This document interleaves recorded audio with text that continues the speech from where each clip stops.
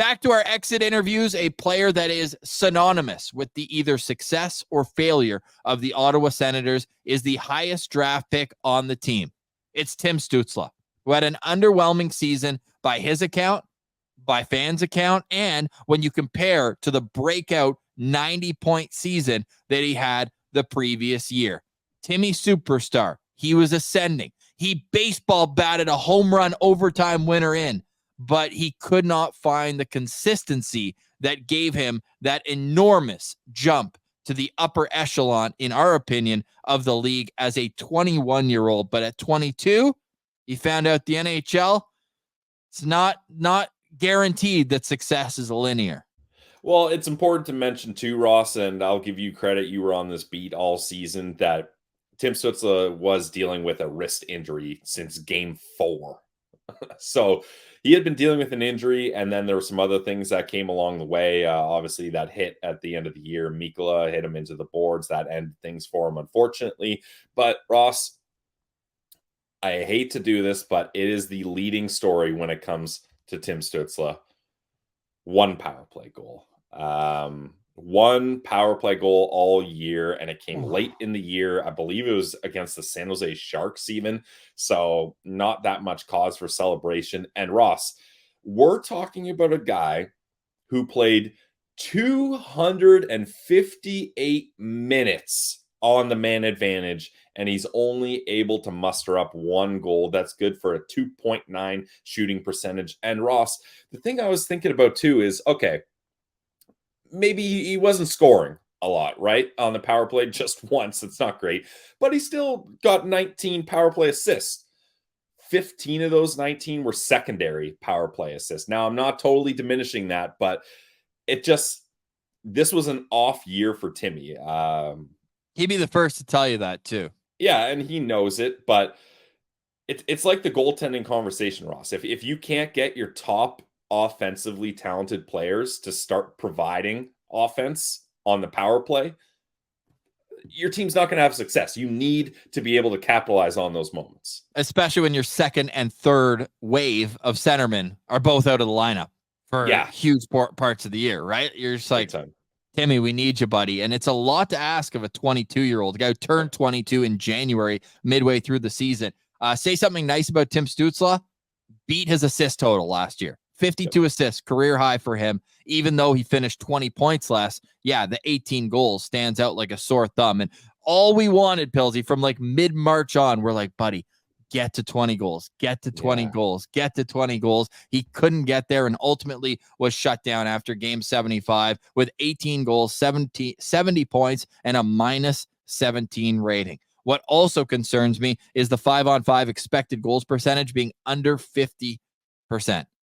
It's just not going to cut it. And obviously his season kind of went hand in hand with the next guy we're going to talk about in Claude Giroux, where March and April were just not good enough for either of them. And frankly, February wasn't great for them either. But just overall, like, the good news is that there's still those flashes. You can still see the speed burst through the middle. You can still see the vision. You can still see all that. He just needs to shoot the puck. He needs to find the confidence that he can beat goalies one-on-one, that he can get to the right spots, that like his shooting percentage being 9, it can't happen anymore. He's got to be able to put where the wrist injury comes into play, Ross, right? Totally. But if you're a superstar in the league, you're shooting more than 9.7%.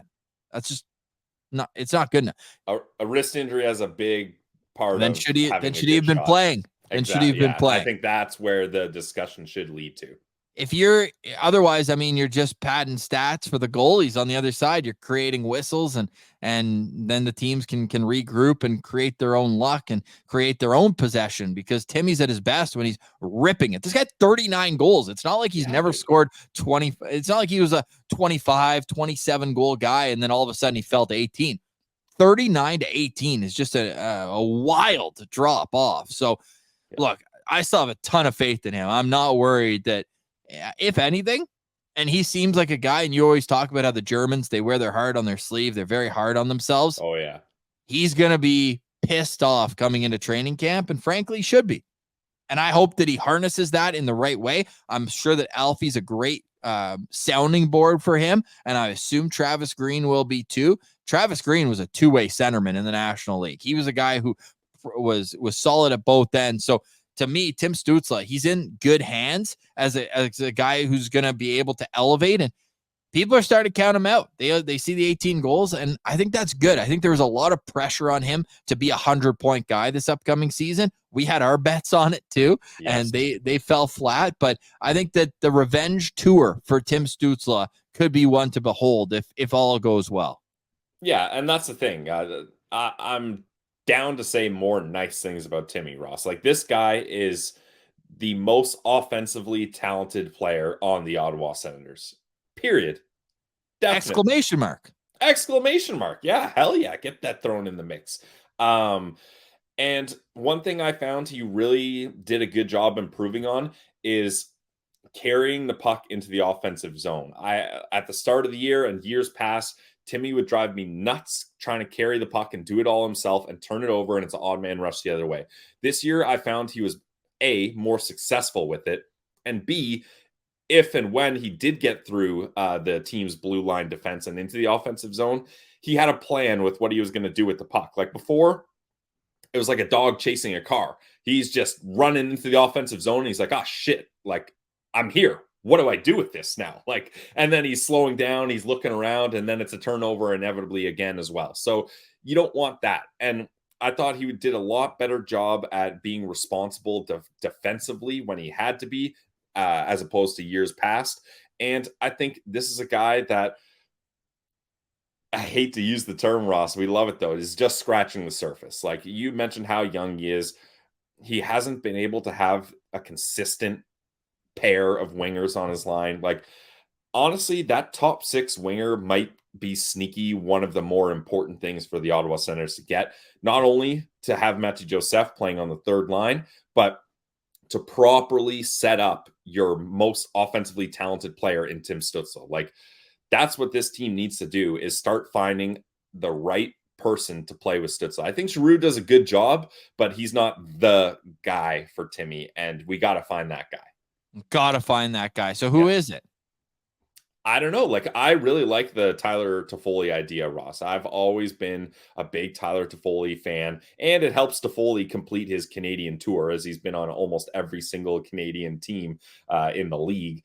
And I think, like, that was a guy that they were looking at and targeting when they went with Evgeny Dadonov instead, right? And Montreal got Toffoli. So I think that would be someone that I'm looking at for sure. Okay, but do you think that the experiment of having him and Claude Giroux tied at the hip maybe should be over, or are you happy to see that continue for Claude Giroux to be his right winger throughout the season? Because last year, time on ice with, other than Korpisalo, that was Claude Giroux, and it wasn't even close. Timmy and Claude Giroux played 674 minutes together at 5-on-5. The next closest forward was Matthew Joseph at 423. So that's 250 minutes more with Claude Giroux than any other forward. I'll put it this way. I'm putting Timmy and Claude together on a line in pencil.